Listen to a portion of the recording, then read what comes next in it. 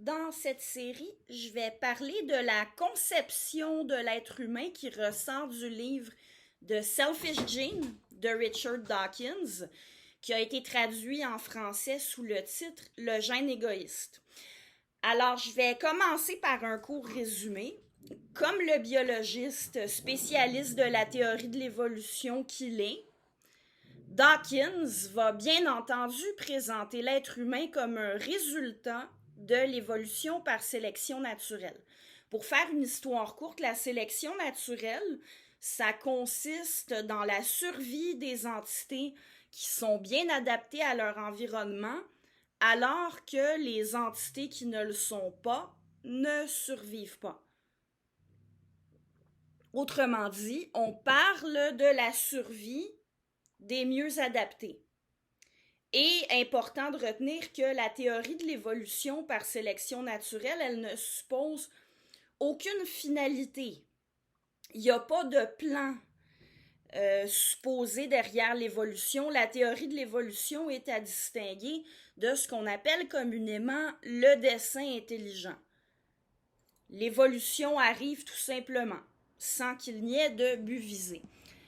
Alors, selon Dawkins, il critique un peu la philosophie au début de son ouvrage.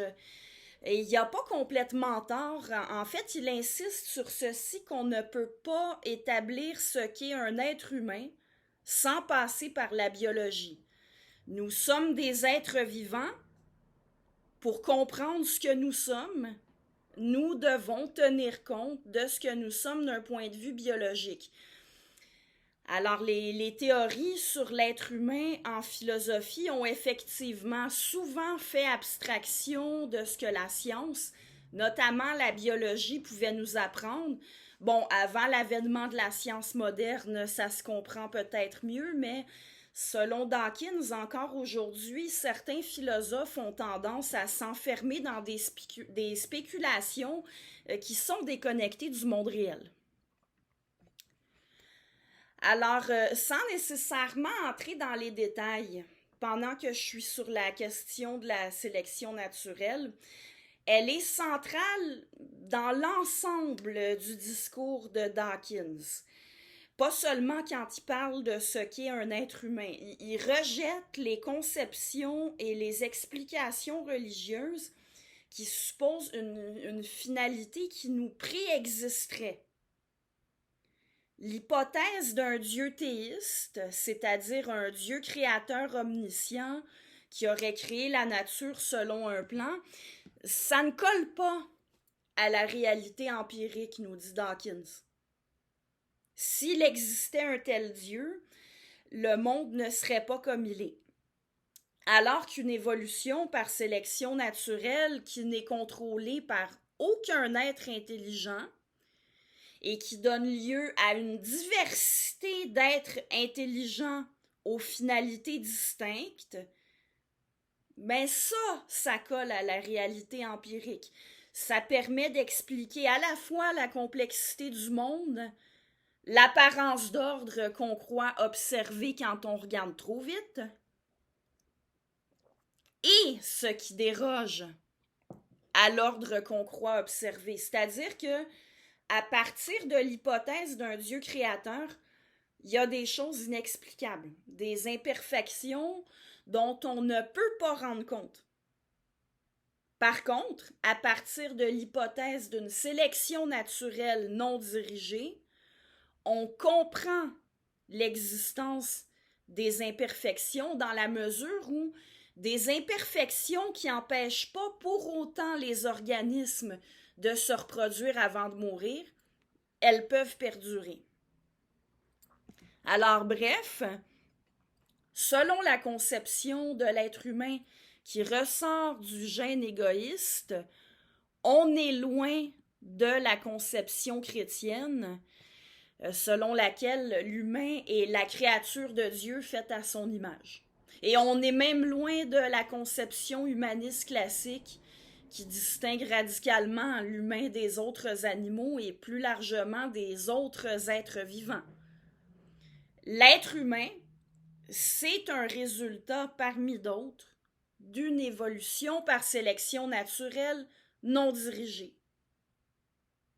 On verra que Dawkins attribue quand même une spécificité à l'humain. Mais pour reprendre, donc nous sommes des organismes vivants au même titre que les autres animaux, les végétaux et les autres ordres, et comme eux tous, nous sommes un résultat de l'évolution par sélection naturelle, même si jusqu'ici il n'y a rien de spécifique à l'humain, c'est quand même quelque chose qui nous caractérise et à quoi Dawkins accorde de l'importance.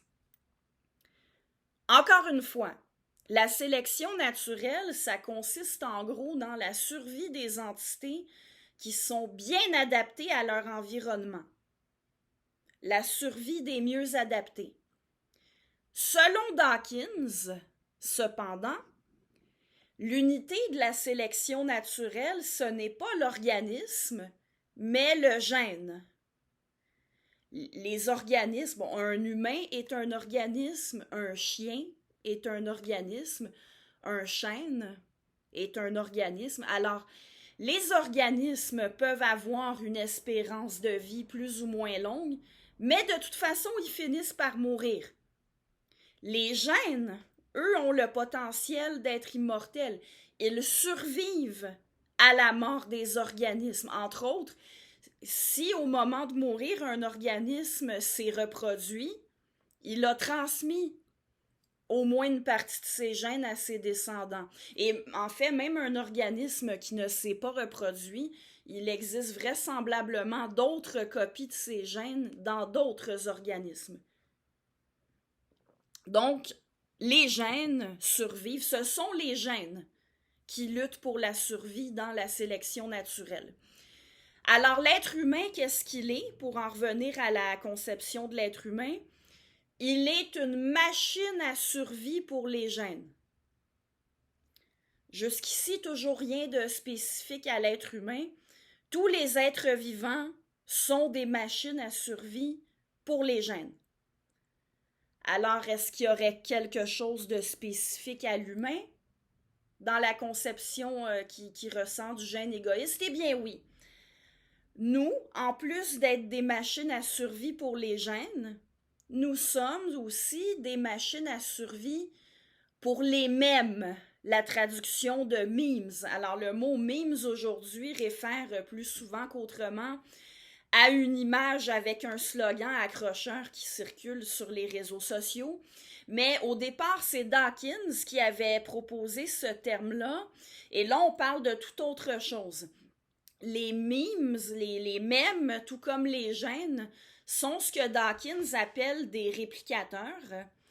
Le mème est au déterminisme culturel, qu'on peut aussi appeler déterminisme socio-historique, ce que le gène est au déterminisme biologique. Alors, comme le suggère ce que je viens de dire, selon cette conception-là, l'humain est déterminé. Il faut comprendre le déterminisme par opposition à la liberté naturelle, qu'on appelle aussi le libre arbitre. Bon, à ce sujet-là, je vous renvoie à une autre vidéo que j'ai faite par le passé dans laquelle j'expliquais ces concepts-là. Vous pouvez cliquer sur le lien sous la présente vidéo à ce sujet-là. Alors donc, l'être humain est le résultat d'un ensemble de facteurs déterminants dont certains sont biologiques et d'autres sont culturels. Pour le dire autrement, l'être humain est programmé. L'humain est programmé par ses gènes comme n'importe quel animal. Il a donc des comportements qu'on peut qualifier d'innés. Il est aussi programmé par son environnement, notamment son environnement social. C'est ce qu'on appelle le déterminisme culturel ou encore socio-historique. Les comportements déterminés socialement ou culturellement sont qualifiés d'acquis. Le comportement humain est le résultat de la combinaison de l'inné et de l'acquis. Ce qu'on est, la façon dont on agit, C'est le résultat de programmes complexes, ce qui permet d'expliquer la diversité des comportements humains sans avoir besoin de supposer l'existence du libre arbitre. Dans les prochaines vidéos, j'expliquerai notamment ce que Dawkins veut dire par le terme réplicateur, en expliquant la différence entre reproduction et réplication, et je vais préciser ce que ça signifie quand Dawkins dit que nous sommes programmés.